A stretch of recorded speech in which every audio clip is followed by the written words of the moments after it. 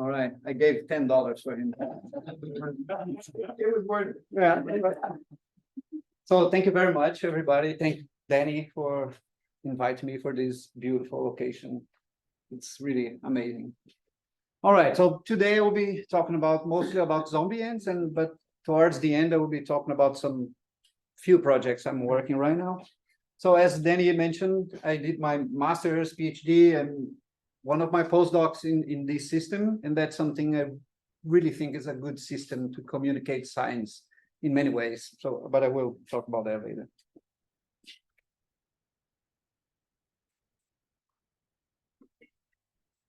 All right. Good. All right. So just starting with, you know this photo? Yeah. So we know relatively well about some fungi, some fungal groups like mushrooms. There's so many people that like to study them and collect them. Lichens, because they are model systems for symbiosis and air quality indicators and many other reasons. But they're mycorrhizal associations because they're economical and ecological importance, and plant pathogens because obviously they are economically important for everybody. But very little is known about fungal associations with insects, that's the main topic I have been working with the last decade. And here's just an overview of the major group of entomopathogens. So curiously, in basidiomycetes, we just have, so far as I know, two groups that infect insects: the Septobasidiales and this very strange group called Fibula rhizoctonia. That is a termite egg mimicking fungus. So this fungal sclerotia here, they mimic the size and the diameter of the termite eggs. So the termites, when they go out to forage, they collect these sclerotia and bring them back to their nest, thinking they are their own eggs. So once these fungi are within the nest, they are able to switch from saprophytic to entomopathogenic and then consume the eggs of these nests. There's a series of papers published by Kenji Matsura in Japan. He made a series of beautiful papers. So it's really worth checking. And that beautiful illustration is from Couch, 1938. And within the aquatic fungi, we have also fungi infecting insects. For example, this one here that has to go through the two different types of hosts. So a copepod, and then goes to a mosquito larvae, and it can just remain the cycle like that, or it can be within the mosquito larvae until we reach the adult phase. And after this mosquito has its first blood meal, it will lay not eggs, but will lay sporangia with these flagellated eggs. So this is a great strategy because the mosquito is laying these fungal sporangia in the breeding site, meaning there are lots of other mosquito larvae around. So that's really a beautiful strategy to find suitable hosts. And that's a really also very diverse group of fungi, the entomophthalmian fungi. So here we have two examples that also cause the behavior manipulations. And I will have a short video that I brought from YouTube. I don't know what is not showing, but it's anyway, I can send the link later, just showing how cool this keep them also. For a few days, everything seems normal, but inside, the fungus is growing, feeding on the fly's fat and infiltrating its mind. At dusk on the fourth or fifth day, the fly gets a little erratic, wandering around. It climbs to a high place. Scientists call this behavior summiting. Then it starts twitching. The fungus is in control. The fly sticks out its mouth part and spits out a tiny drop of sticky liquid.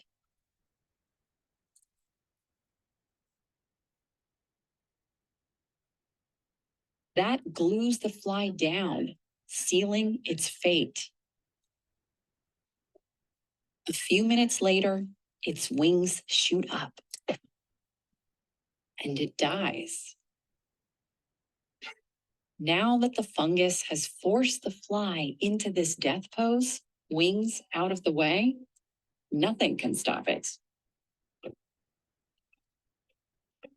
It emerges.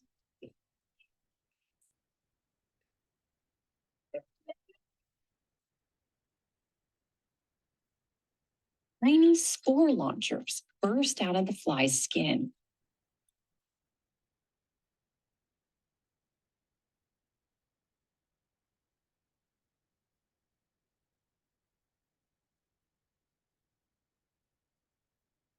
Hundreds of spores shoot out at high speed, catching a breeze if the fly climbs high enough. They're the next generation of killer fungus. It continues for hours, spores flying out. These flies are in the wrong place at the wrong time. And if spores land on a wing, which they can't bore into, they shoot out a secondary spore to increase their chances of spreading. Yeah, and some Ophiocordyceps do that as well. So they shoot the spores, and then later on they will grow secondary spores called capliconidia spores. You found the wasp. So that group, the Ophiocordyceps invertii, do that too. It's really interesting. And that's another interesting group called Massospora. So this is one of the few fungal groups that can infect insects and sporulate from the living insect. So as the insect walks around and crawls, I had a video, but it didn't work, so it removed. So just showing that even sometimes when it's missing half of its body, the insect still can walk around, and others will try to mate, and then they get eventually infected.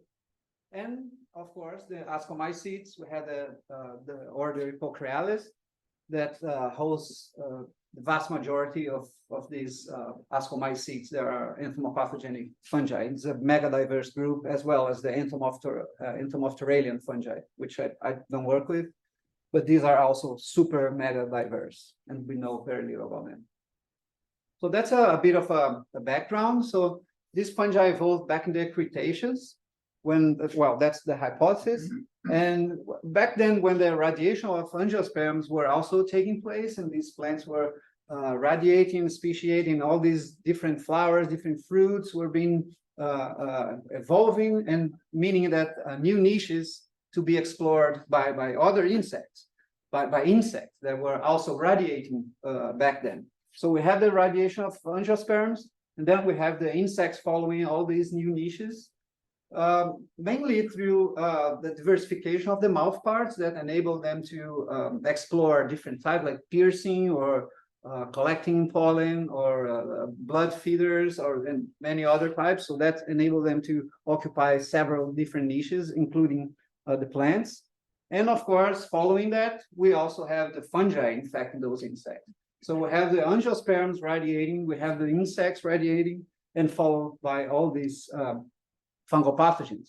So this is just to show the data behind it. So the highlighted in green will be the Cretaceous in all the three phylogenies. So we have the plants, the insects, and the entomopathogenic fungi, presumably co-evolving all together.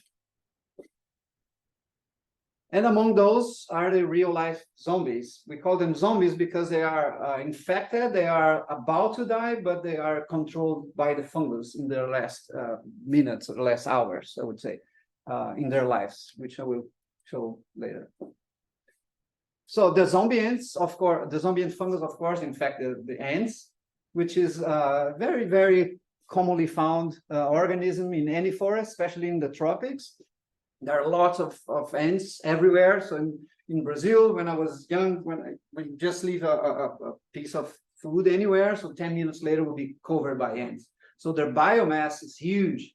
And each of the sisters, the nestmates, are very, very similar to each other. So once one disease get in there, so they're easier to transmit, not within the colony, but transmit to other ants, because they live all close together and they're genetically similar, and they are very abundant.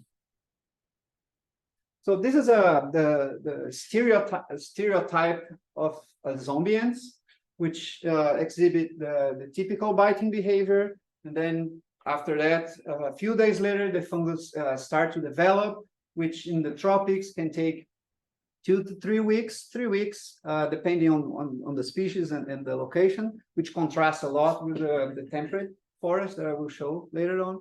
So that's showing how it is to, if we do a cross section in the fruiting body, we see those beautifully arranged perithecia that will shoot spores in the environment. So we did a preliminary study to estimate how many spores, and we came up with a number of 300,000 spores per fruiting body. So that's more or less an estimation. And well, in the beginning, when I first started to study these fungi, so this is how it was represented before. So Ophiocordyceps unilateralis. So it was basically a single branch in the phylogeny. And then I dedicated my master's and PhD, and I described a bunch of species in this group. So now we have a better understanding about the phylogeny here from one branch, unilateralis. Now we have these red ones are the unilateralis. And even here in this group that's called Neocordyceps, or the Hymenostyle clade, which is amplified here. So we have also species that has the ability to manipulate. So that's not just the unilateralis that do that, but a few other lineages within Ophiocordyceps also develop this ability. And we just could understand, well, let me come back. We're just able to understand and make these hypotheses about how this fungi evolved and all these things, just because we know we know tiny fraction, but we know a little better than we knew back in 2014 about the species diversity, the morphological diversity of them, and how this morphology relates to the ecology of the host and all these things. But one of the most important things here is create a phylogenetic framework, so we can ask questions about how certain features evolve, for example. And that's what I did. So we describe a bunch of species, and now we have a better understanding. We can ask other types of questions. So this is showing a scheme of how it is to describe a new species. So we go to the field like we did today, then we come back to the lab and take photos like we're doing there. And then the next step is to make sections, which we will be doing that as well. Then once we have the photos, we measure all these structures and compare with other close relatives. So we would have morphological evidence that this is a new species. That's one way of looking to a new species. Others are ecological and the others are molecular ways. So I try to combine these three aspects to name new species. And then we deposit, and I made a very amateur Flickr account to share some of my photos. So they're there. I will upload the photos that I'll be for the specimens I'll be collecting here. I'll be happy to share the link with you. And this just to show how important it is to curate your specimen, process them properly.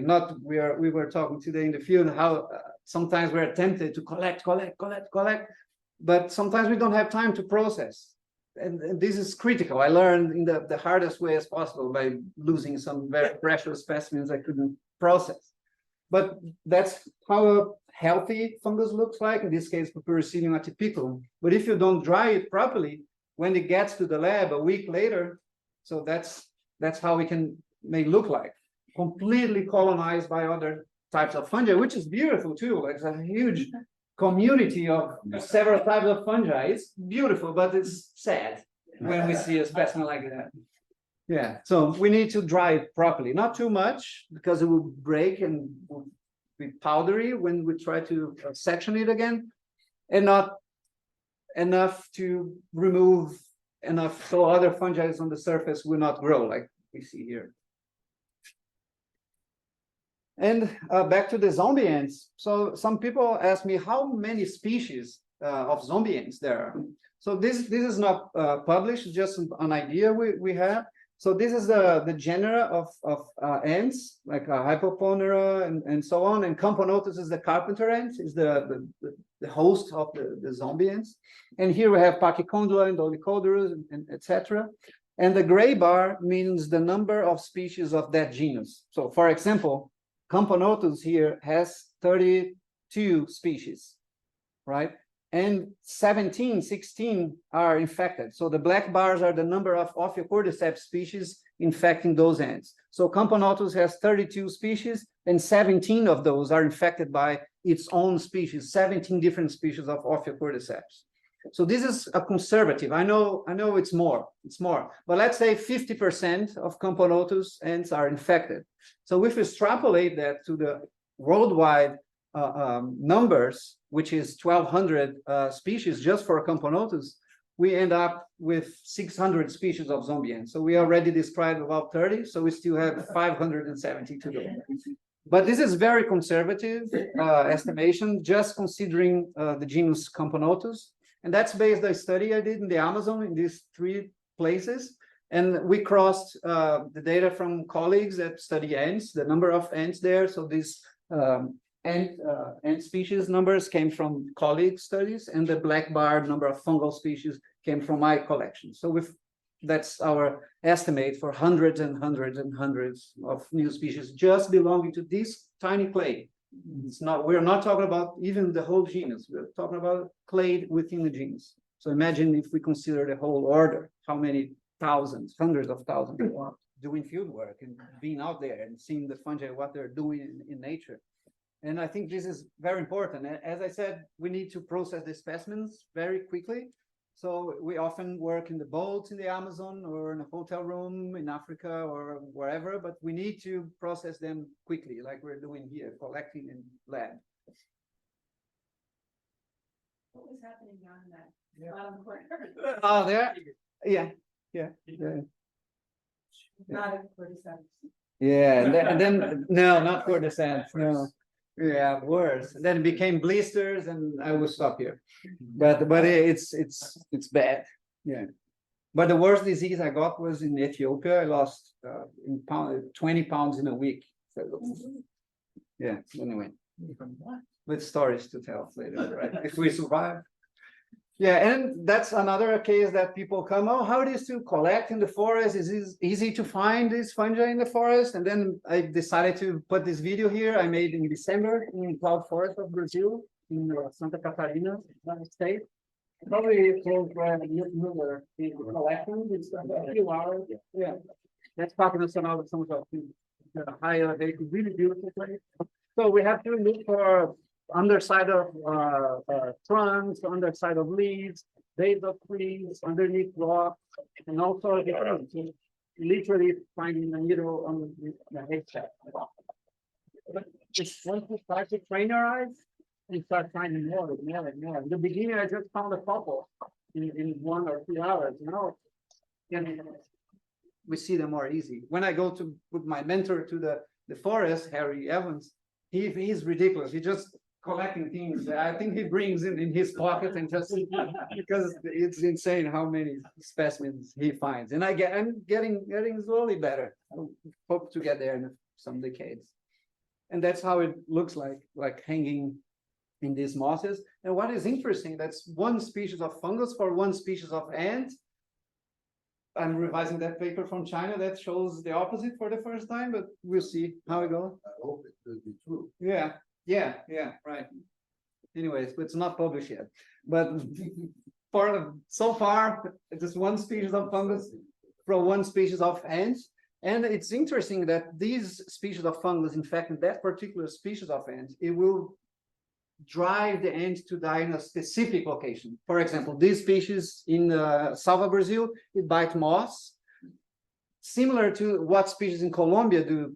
You remember that I just showed, do the same. So these two species do that. Other species bite onto spines of palm trees, for example. That's their favorite micro habitat in the Amazon, palms. Over 86% of the zombie ant specimens we find, over 620 specimens we measured at, over 86% were biting onto palm trees.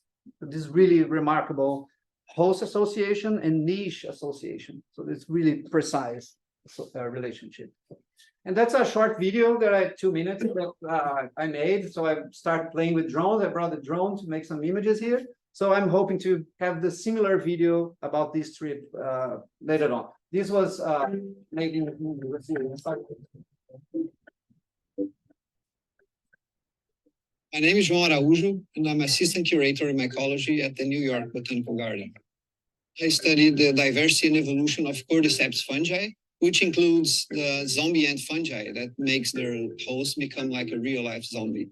Recently, we have been in a field expedition to understand the fungal diversity in one of the most threatened environments on Earth, which is the Brazilian Atlantic rainforest. Only 8% of the original coverage remains. So we really need to understand the diversity in these forests, and I'm trying to understand the fungal diversity in those forests. Understanding the biodiversity is crucial and lay the foundations for initiatives to preserve and conserve these highly threatened forests worldwide.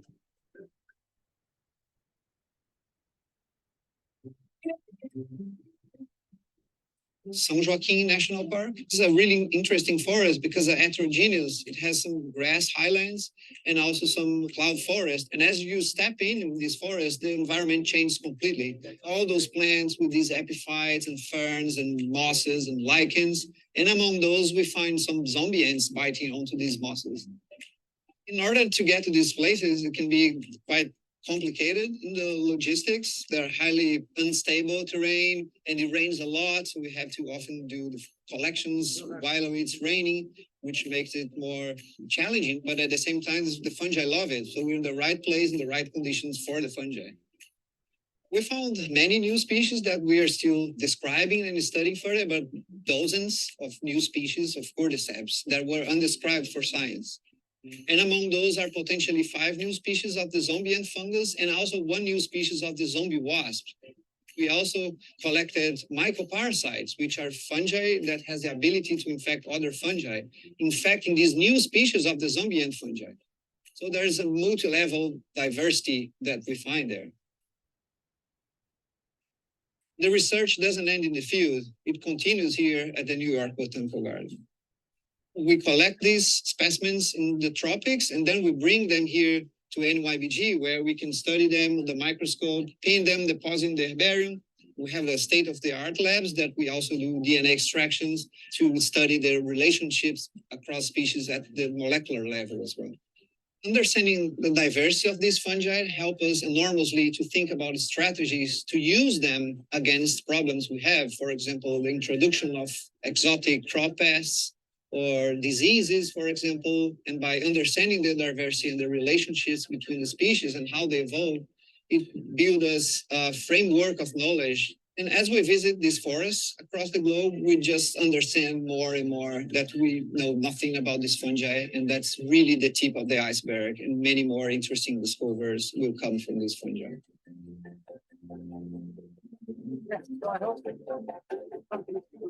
With this trip, with this beautiful forest, will be easy to make a nice video.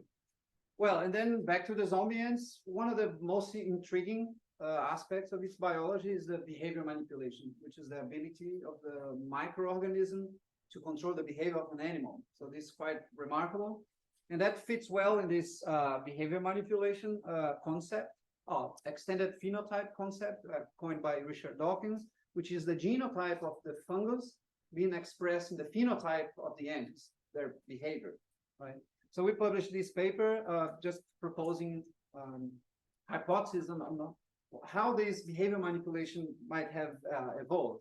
So to do that, we reconstructed the phylogeny of the Ophiocordyceps, and we coded according to the host association. So each color means a host association. So let's focus on 2. So red are ant parasites, and blue are beetle-associated parasites. So according to our data, so the most common ancestor here was a fungus infecting a beetle grub, like we found Isaria, but there's some Ophiocordyceps doing the same thing too. So the common ancestor was that, and that here in the number 2, there was a jump we called host switch. So a lineage that was infecting these beetle larvae in the soil, in the trunk, now jumped to the ants because of the niche overlap. because they are both here. So the carpenter ants that nest on these logs in the forest, and these solitary naive beetle larvae are also buried in the trunk. So because of the niche overlap, this ancestral that was infecting beetle would have jumped to the ants. But when they left this solitary beetle, they're soft, full of energy, and there's no other beetles taking care of these beetles, so the fungus can just consume the beetle, produce the fruiting body, shoot spores, and that's it. Great job.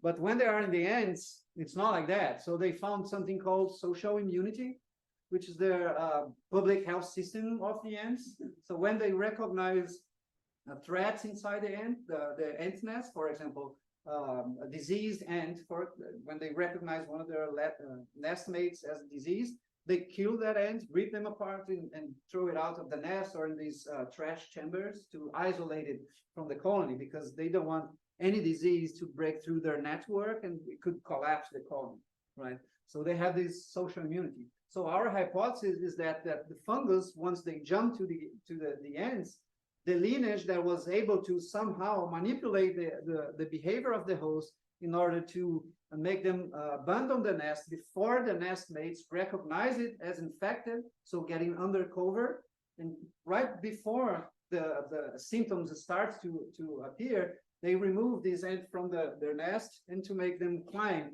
So they come here from the nest, number one, to climb to number two here, which is a summit position at the tip of a leaf. So avoiding the social immunity and make them complete their life cycle.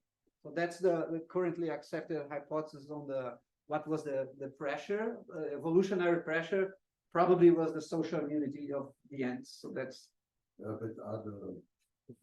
the fungi should also then persist in the nests. No, they can't, because they didn't sporulate yet. There are yeasts inside the ants. They just form the fruiting body and sporulate up there. They don't form fruiting body. Termites. I mean, I'm just comparing this with the termite consortia. The fibulars of Konya, No. the Thai species. The termitomyces and the Cellaria, or Cellaria, I think it would be called. So they, Cellaria, I'm pretty sure this actually is also does something in the nest because it persists. Yeah. Oh yeah. But those fungi are Fungi will always remain in the body of the.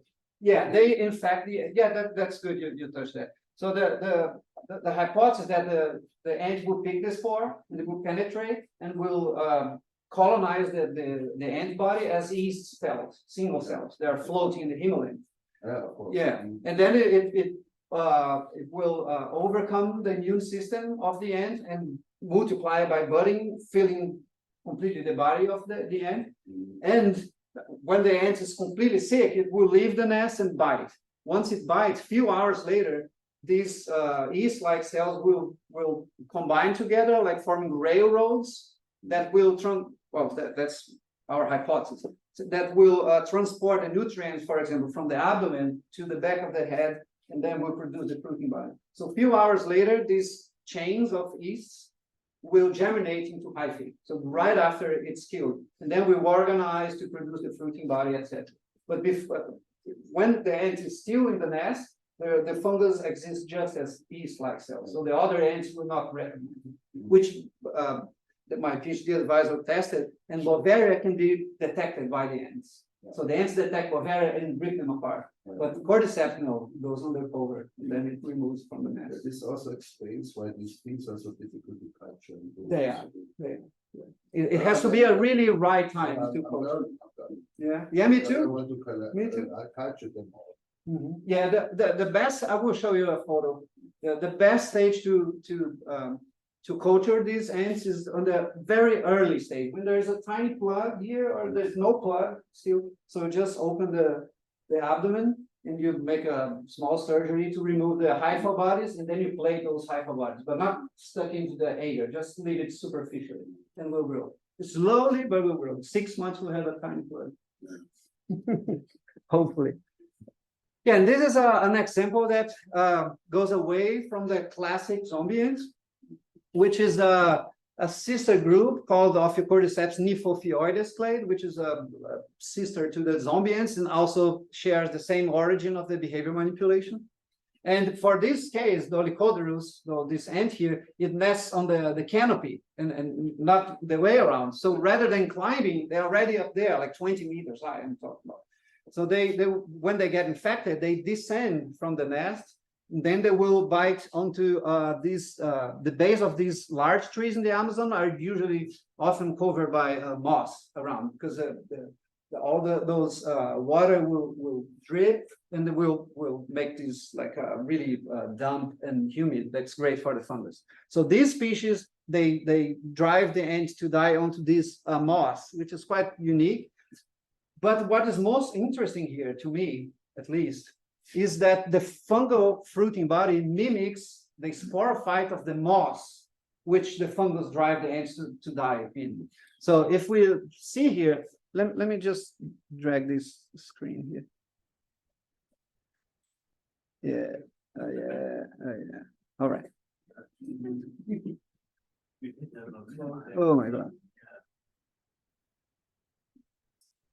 Oh, why I did that? Now I can't come back. All right.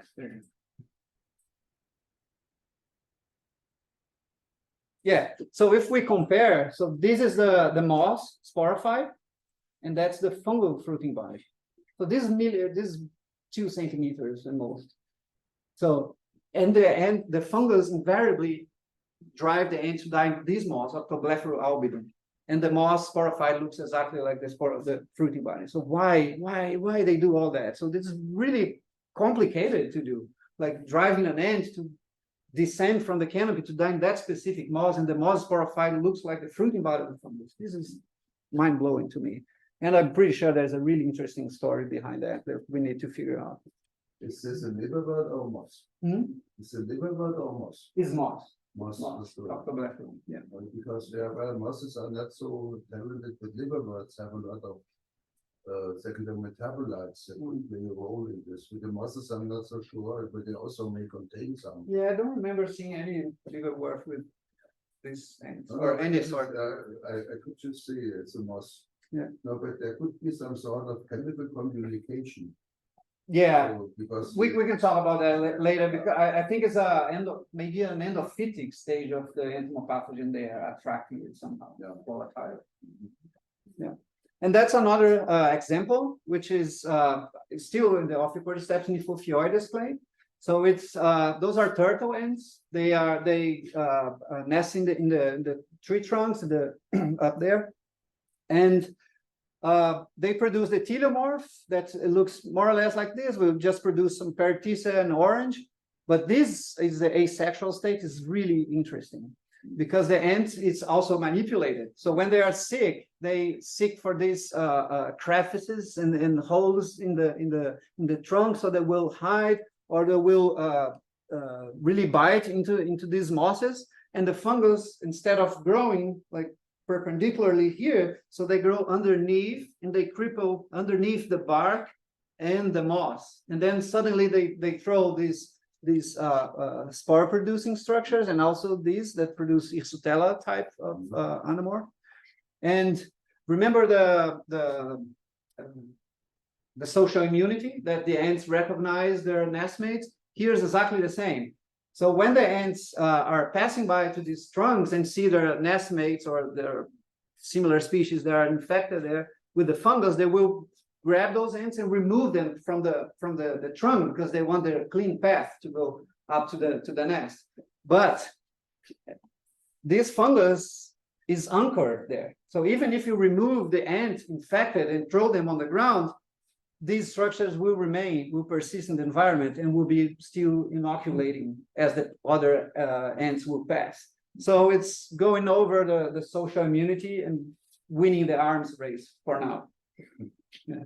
And then this is just a photo at the base of this tree of dozens of ants around. It was a really large tree. So dozens of ants around that their nestmates just throw them on the ground, trying to clean it up. But the trunk is filled with Irsutella coming up from the trunk. And here, comparing, as I was saying, the tropical forest system, Brazilian Amazon, and here in South Carolina, this is I took in day one because I saw it twitching, already was biting there. So wow, this didn't die yet, so it's just dying literally. So I followed. I took a picture here in the day 1. This is day 2 already. 1 day. Look at that. It's already a stalk, likely producing Isotella already. And this is day 3, so it's already brownish and has more appearance as it would be. So just in 3 days, it already grew cinema with likely conidogenial cells. I didn't check that guy specifically, but let's compare with the South Carolina system, for example. So this is day 1 of infection, and maturity will occur in the day 325. So almost next year. So we'll infect the ants here in the summer, July, and then the fungus develop a little bit, and then goes in August, in November. But this is already super cold in South Carolina and frozen. So we have some. I forgot to add some really nice photos of these frozen zombie ants in a drop, like those globes that has the you know, yeah, it's nice. And then it just resumed the growth next year. So it needs to overwinter. So back to the metabolites. So how they can survive freezing, below freezing temperature, and then restart growing next year to shoot the spores and infect other ones. So this is really intriguing. And here we ask the question, rather than worried about the host association, here we were asking the questions about the biting behavior manipulation. Because if we notice here, so these are biting twigs. In the temperate systems, they tend to bite twigs, not leaves, because this fungi is super sensitive. So even if you remove the leaf from literally from here to here, the fungus will not develop properly. We learned that with National Geographic. They wanted to do something, and well, we found something. Oh, let's do it here because the camera is better. No growth, no growth. It has to be there. So it's really sensitive. Anyways, so in the temperate systems, they bite onto twigs, and in the tropics, most species bite onto leaves. Sorry, So the tropics one is with the leaf is where it didn't work. Like it didn't keep developing when you move the leaf. yes, but I didn't try, but it should be true here too, because the microclimate is crucial for them. And so we ask the question about the behavior manipulation. So green means biting leaf, and brown and blue means biting twig. So our results reconstructed is as the ancestral biting a leaf, as we expected. That's originated in the tropics, and as it went getting broader in the distribution, going to the colder climates, it has to develop strategies to persist in the environment because they're so sensitive. They need to be there in that exact location. But if the temperate species bite onto leaves, the leaves will fall in the fall season and will be on the ground, and the fungus will stop its development. So it needs to be in a twig to be there, to overwinter, to remain until the next season. And if you look at the map, you'll see that the records really confirm that, with a single exception here that I collected in Ghana. This specimen here, Polyrachis, was biting onto a trunk. But this was a single specimen. I hate this ant very much. I still have it because it's really, but anyways, but we see a clear relationship here in the tropics, green biting leaves, and the twigs are the brown. There's another exception here in Japan, but that species bite on evergreen forest, so it doesn't matter. Biting leaf will be there over winter. So this is I think this is a really interesting relationship and more adaptation to occupy different environments. So this really brilliant mechanism. And this slide shows just how diverse these fungi are and how many other complexes like Gibellula, for example, and we have Acantomyces that I'm working now with Harriers, a bunch of new species to be described. And these Aspersonia and Hypocreales that Katie has worked in the past, and the basal lineages of Cordycipitaceous melolonte. And this group that I'm really interested, they are the Hemiptera associated or the Cicada associated that I'll be talking later on. So now I'm showing just a few species I collected in Brazil last time, just to illustrate how diverse and beautiful they are. So there's the other one was infected scale insect. This is infecting cricket. This on a dung beetle.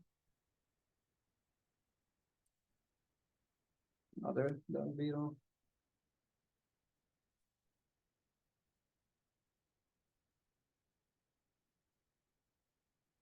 And this is one of my favorite species that I don't even know the genus yet, because we didn't sequence, we didn't do anything. Should be a cordycipitaceous somewhere near Gibellula, perhaps.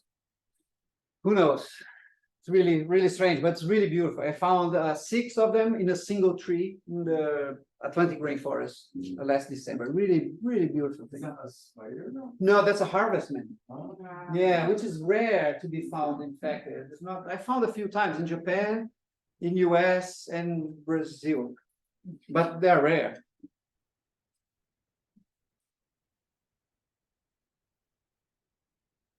And that's a Purpuricillium atlanticum, will be called, which is belong to the Purpuricillium atypicum clade, which is now we are proposing as a complex, as people know it for a long time, but now we're proposing formally and describing this new species. So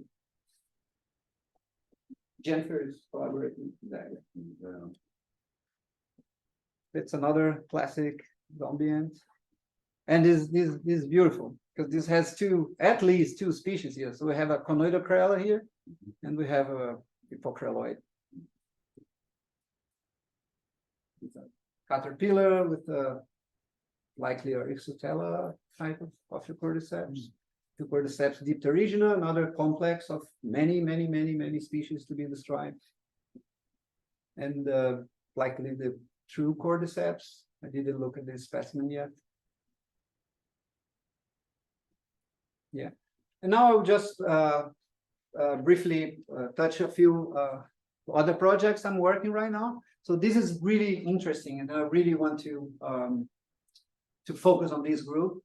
So this is a paper we are writing. So that's Ophiocordyceps phylogeny, and the white are the parasitic lineages, as we always knew that these fungi are like parasites. And the red ones are lineages that are cryptic. They don't produce fruiting body. They are called yeast-like symbionts. So they inhabit these bacteriomes of these insects, and they are beneficial. And they help them to synthesize amino acids because they feed from sap, which is rich in sugar but poor in amino acid. And these relationships help them to supply with what they need to live. So these hemipterans are obligate associated with bacteria. In the case of cicadas, Sucia and Hodgkinia. But my colleague in Japan, Yu Matsura, that we are working this paper, he found out that this is published work already. That he was trying to sequence Sucia and Hodgkinia across many species of cicadas in Japan. And he found that some of these species, 17 if I'm not wrong, were missing Hodgkinia. They just had Sucia. He said, what am I doing wrong? I'm doing some PCR wrong. What am I doing? And he just decided to, let me crack it open and see what is inside these cicadas. And then he found some yeasts floating around. But just in those species that were missing I always confuse Sucia and Hodgkinia. I never know which one is missing. But one of them are missing. And for those that are missing one of the bacterial symbionts, there is an Ophiocordyceps that replaced these bacterial symbionts. So the fungus kicked bacteria out and is now playing their role for the insect.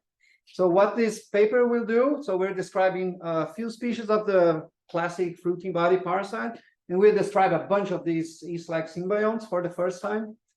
And we found out that each evolutionary origin, we see that there are multiple switches from parasitic, which are the white branches, to become a beneficial endosymbiont, which are species in red. So there are multiple transitions from parasitism to the symbiotic lifestyle. And we found that each of these associations, each of these clades. So our work is basically that. So this is our work that has been published before, and what we're bringing the cicada associated ones. So this clade here is specific to cicadas.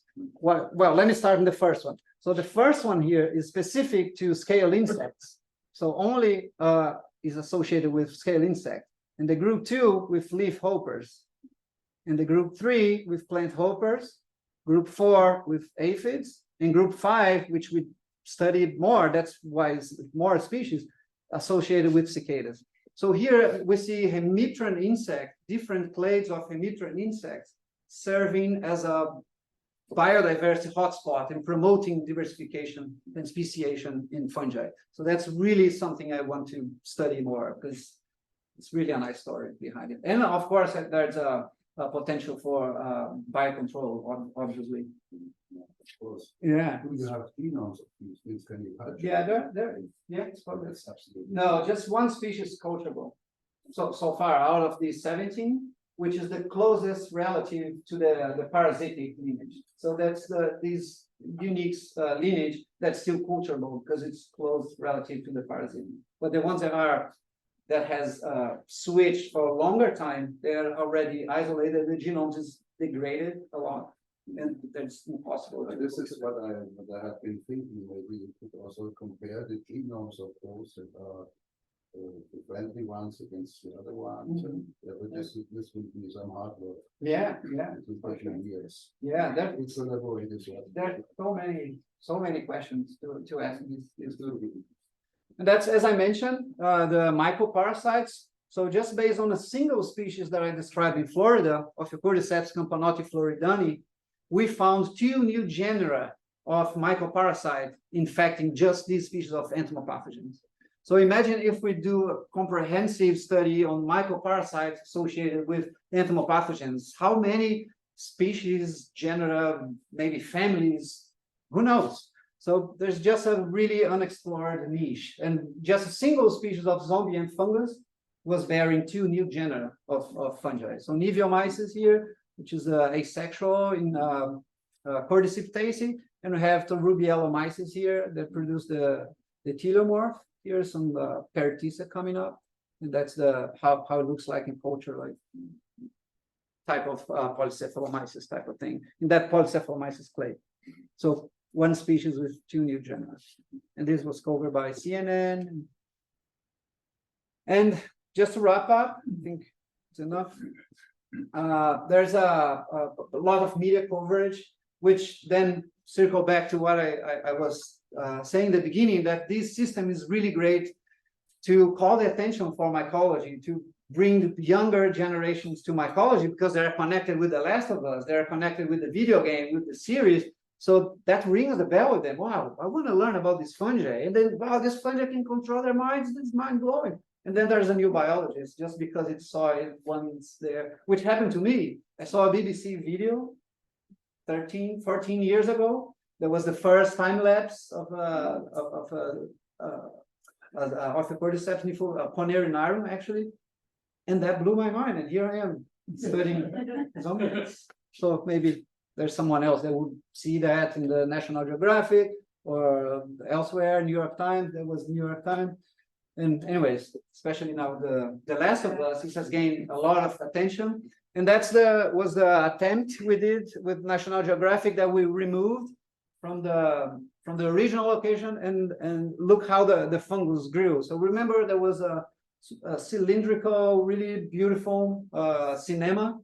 But now if we remove it or keep in a closed container, it grows like fuzzy things, like cotton type of thing. So look, it's completely abnormal. It shouldn't grow like that. It's probably not maturing, and we abandoned it. But that's lots of other documentaries being published on cordyceps, and of course the artistic work by the Tulan brothers, by Shimizu, especially. I brought the book that Teresa was talking. Yesterday I brought the book, so if anybody can want to see the book, I have not the plate that I got that Danny mentioned. It was a beautiful box with 300 stuff, but I have the book for those that are interested. So I hope I could convince you that these fungi are really amazing if you're not convinced yet. Thank you.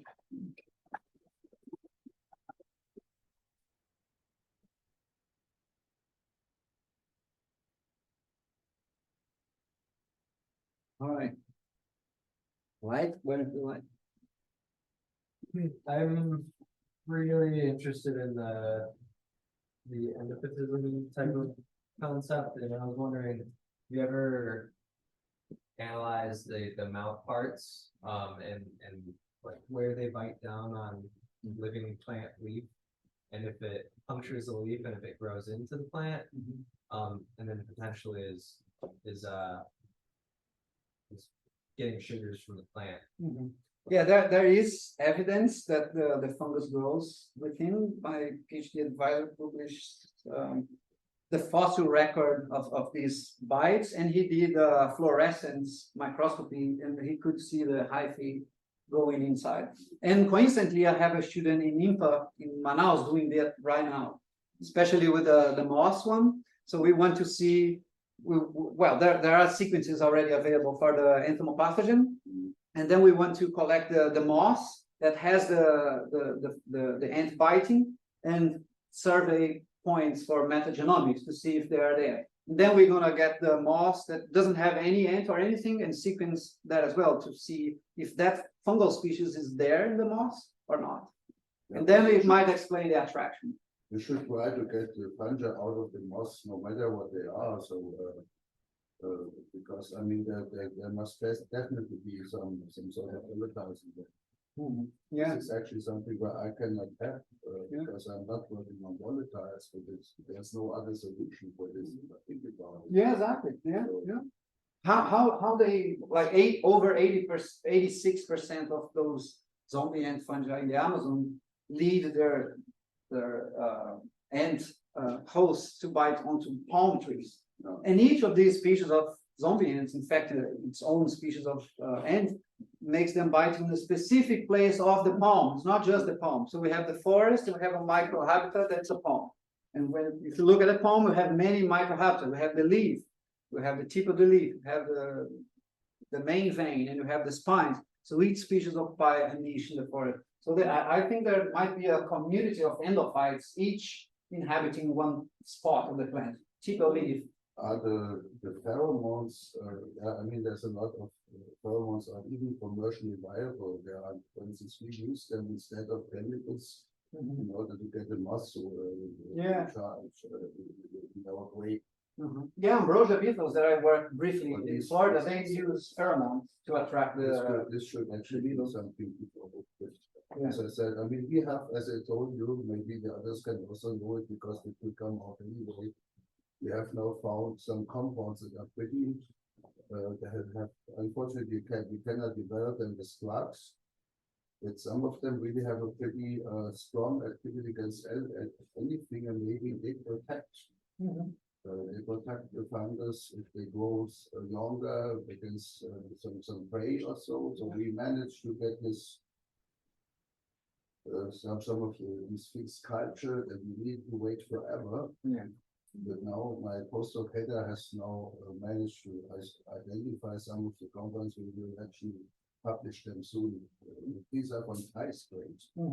Another thing that I can only corroborate the things that they find in Thailand, there are yet different species from Europe. Oh yeah. And they're just starting. They do not have so many capacities. And then you have shown us the world map with Africa, aside from one thing in Ghana, totally missing. Yeah, Harry collected with Rob Simpson in the 70s. Yeah, but Ophiocordyceps unilateralis, they didn't. No, it wasn't. And they were also unable to culture them. Yeah, some few are deposited in CBS. Yes. Way back, close to the beginning, we were talking about how many orders are affected.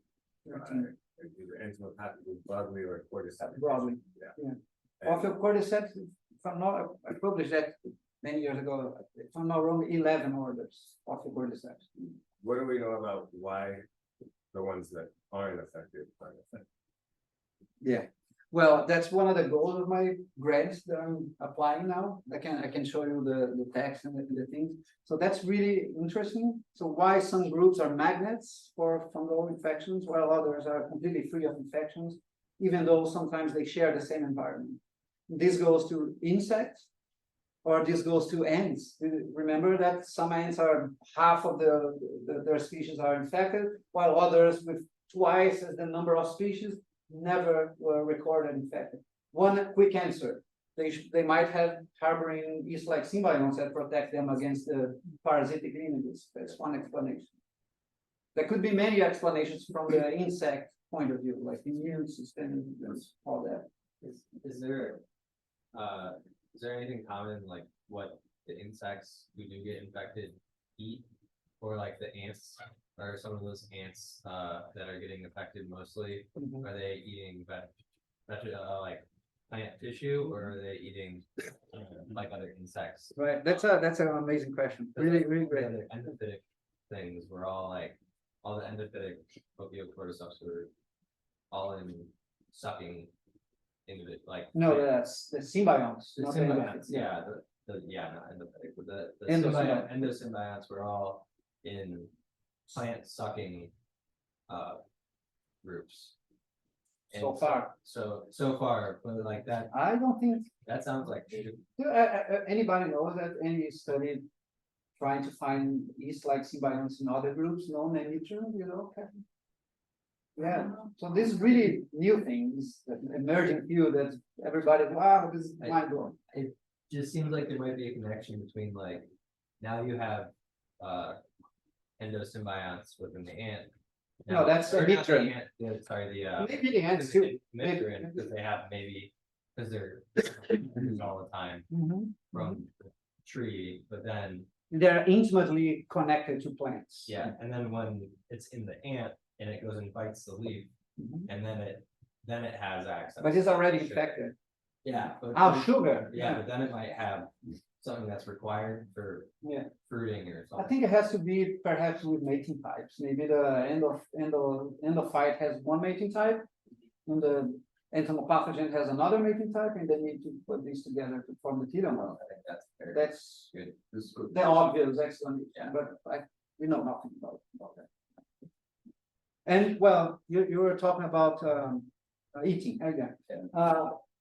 2 or 3 years ago, there was a paper showing that Ophiocordyceps, proposing that Ophiocordyceps sinensis could be transmitted trophically. It was a fungal ecology, I guess, Wang and Naomi Pierce in Harvard. Beautiful study, beautiful, absolutely beautiful.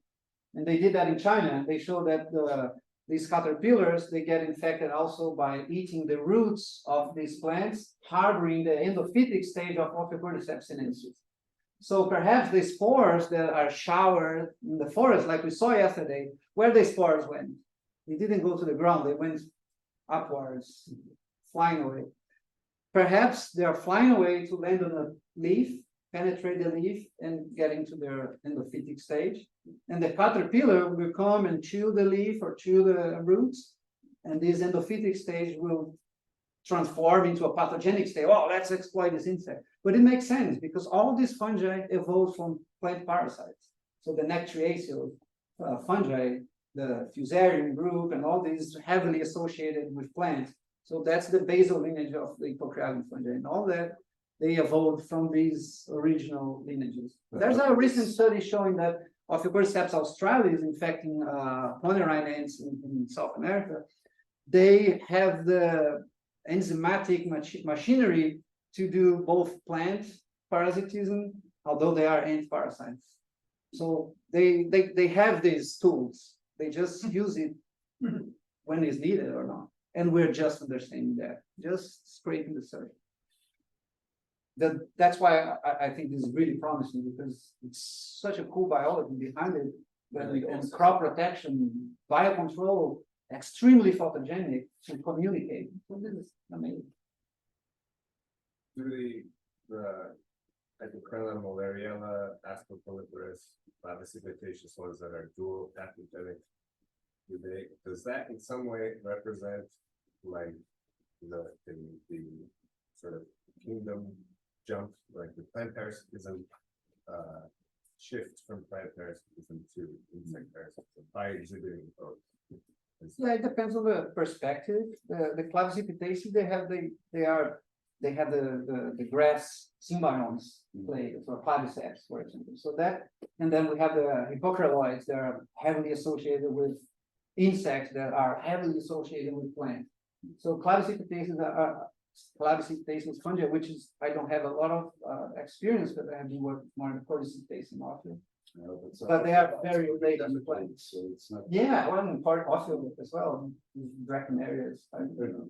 Ascopolypus is cordycipitaceous. Is it Yeah. not? Yeah. Yes. Yeah. What do you think? Ascopolypus precipitation. Is clavicipitaceous. Yes.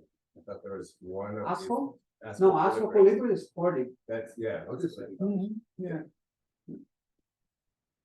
Yeah. Yes.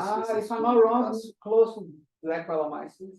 Jennifer has recently established, it's true, she has recently established. Yeah, it was, well, the study, I don't know, it's the Ryan Kepler. He, rearranged the cordycipitaceous. I remember that study that was Ascopolypus. Now, it used to be in the other, but then they had molecular. Oh, yeah. Until 2007, everything was cordycipitaceous. Cordycipitaceous.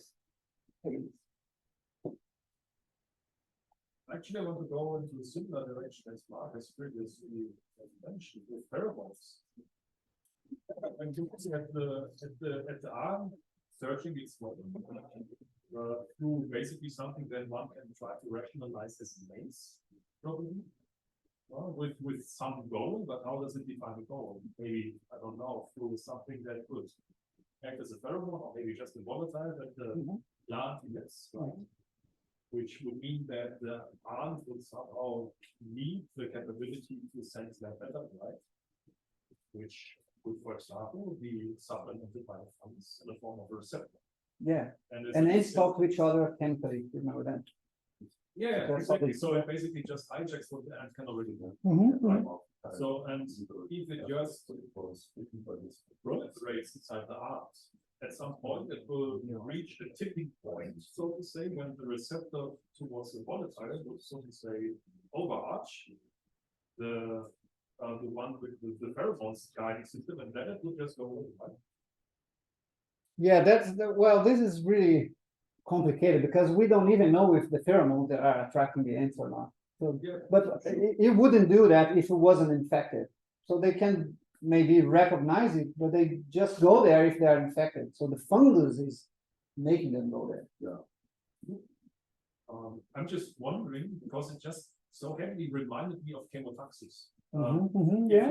If you watch macrophages find their way through a maze, it's Yeah. like similar movement patterns. Yeah, and there is the summiting also when some insects are infected. It's like they can cause like a fever on them, so they go upwards to try to get some sun to raise the temperature or something. So this is a behavior, a defensive behavior when insects are sick. Have there ever been inoculation experiments in ants where you could watch Yeah. summiting syndrome? Yeah. So That's a problem in that experiment. and so there have been people Yeah, who've been able, so, and it was able to produce, no.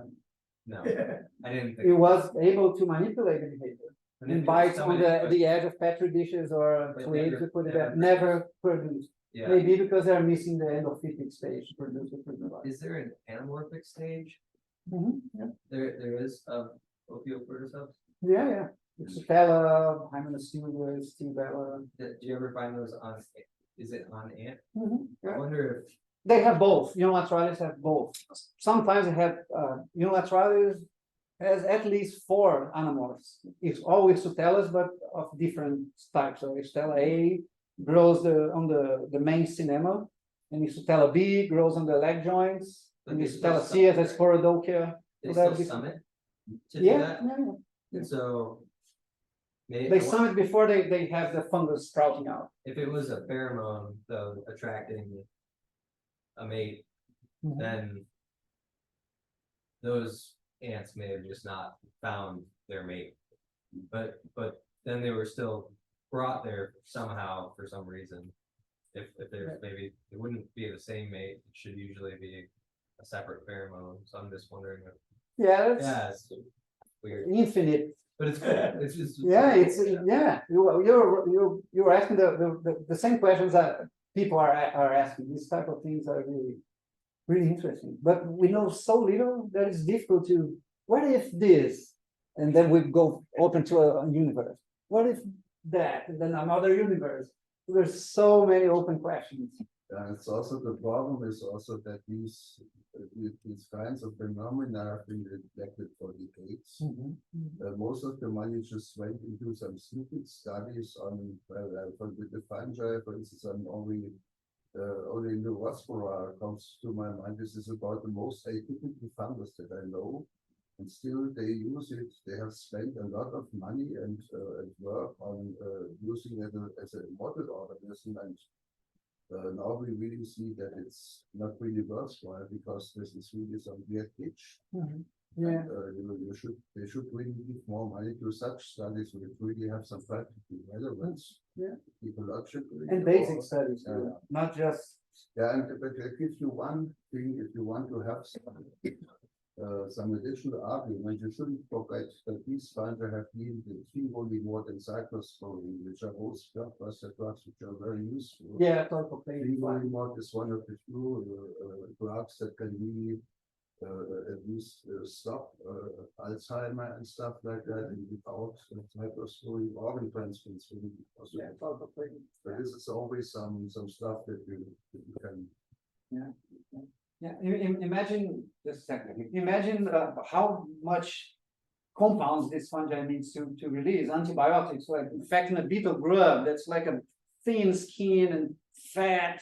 Imagine how many other bacteria and fungi are trying to get into that cadaver and buried in soil. And when we collect, we saw many today, it's a clean beetle, mummified, but it's completely clean. There's no other things growing there. So imagine how many antibiotics and things. And before that, to kill the host as a yeast-like cell, it has to overcome the immune system of the host. And then once on the ground, it has to keep bacteria and fungi away. So there's so many steps involving different strategies of overcome immune system or The leaf that you talked about, the entomopathogenic that when moved, only developed the anamorph and like a deformed teleomorph, not fully formed teleomorph. no, deformed animal. Deformed, so only animal. It doesn't get to the telomorph in the unilateralis, it has to go to the cinema that has an exotel A. Every always. Even the tiny plug already has some phyllite there. So it grows, it already has covered in the exotella cells in it. Then it grows the telomorph. So without the anamorph, it doesn't go to telomorph. There's one species of Ophiocordyceps, Fungi, so it doesn't have a stalk, Fungi. So you just grow the cushion in the back of the head, Japanese. The question is, that tells us that it won't do it when it's moved, and it will when it's not moved. It seems like there's so many gradations there. How much do you have to move it for it not to? Perhaps disconnect the leaf is the key, because the leaf and anyway. I'm thinking even in terms of like, if you rotate this thing 90 degrees, is there something to do with like, where sunlight is coming from? I don't think so, because the fruiting body can direct itself. So we can see sometimes when it grows like upwards, or if the ants like that, it grows upwards. So it doesn't matter how. We've seen the same sensitivity in microclimate. We tried 1 year, there's a species of dipteran fly that's associated with Xylarius in the anamorphic state. And we wanted to do some choice experiments with these flies. So we tried to move a bunch of Xylarius to a common location and see which ones the flies like better. And as soon as you take this stick with the developing Xylarius and move it, they just stop for every species. Yeah, they're picky. I don't know, have you seen this, Mark? Have you tried moving things and watching to see if they develop? No, but I can, we have also been trying, we are doing a lot of dual culture experiments. I mean, I'm doing this since my PhD, which was, by the way, on nematode drugs and fungi. So it's something I'm always have been interested in the interactions between invertebrates and fungi. But we have seen that when we do this in artificial situation, I do not know if it's also true in reality, that the Xylarius, they actually pack out their most nasty weapons and just kill off everything else. Yeah. So for instance, I have been, I have been working already on Gardenia, but this started because I did Gardenia culture for Venezuela. I'm not kidding. This was one of the biggest hits. I just put the fungi together with nematodes and water agar. Gardenia was actually the one who killed everything off. And then this started, I became interested in this because of this phenomenon. And there are Gardenia species which are being developed as fire control agents against nematodes. The problem is just to bring them to the soil. For this would, of course, be better to use the fungi that are now normally living in the soil, like Portunia, like but I have in the meantime really almost given up seeing. I think this is artificial, and we also don't know whether the fungi produce the same compounds in artificial culture as in nature. Yeah. You now see that Hypocreales can have up to 70 gene clusters. Means it can produce more than 300 different compounds. This is really amazing. And these insect-associated fungi are just as good. This is another. Yeah, that's something I'm interested, but my limitation at the moment is that I'm not in university, so I don't have students, But you it's hard. Yeah, I can collaborate, yeah. So this stuff, there's a lot of. Like coaching, for example, it's hard because how can I do everything I do more coaching? But I'm getting to the point that it's impossible to work with our culture. Like if we go to genome level, how can I do with a tiny end like that? Very challenging. But if you want to have genomes, the easiest way is to get the things touched. Yeah. I'm curious, so there is a genome or a few genomes that are out, right? For Ophiocordyceps species, right? Do we know if they're homophilic or heterophilic? Because they're producing their anamorph and their telemorph on the same organism. Sometimes depends. Sometimes. Depends on the species. Unilateralis produce anamorph and telomorph. Or the cordyceps that we have been collecting are either telomorph or anamorph. So I don't remember seeing both together in nature. I've seen in China, in the Cordyceps Museum, they have a photo of a caterpillar with two species, but one looks like a polycephalomyces that could be parasitizing the cordyceps. And it's there are two parasites. So there's. But you know if anybody's found both mating type genes in the same genome, or if anybody's looked into that yet? I'm not sure about that. I think who did that? Steve Renner did some mat loci studies, but I'm not up to them. You can actually check it out yourself. Yeah, I can. You're in the public domain now. Yeah. Oh. I bet they take plenty. Yeah. Yeah, over time. Yeah, we know very little about the basic biology of this fungi. So that's something that strikes me that the world now is moving to super fancy techniques. But wait, we need to go to the field and figure out what these guys are doing there before thinking about Right, you still need the sending. natural history, you have the genome. If you have the genomes, but you don't know what the organism do, what are you going to ask to this genome? You don't know the organism. You've never been to the field. Never collected. Not you. Yeah. You're here. We are all here. I want to release you from talking for this. That's fine. We can keep talking along the night with a beer. I want to thank you.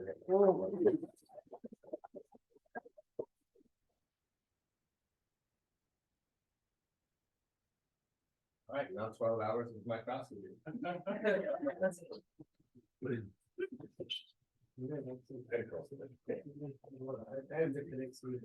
was a good job. Thank you. Great job.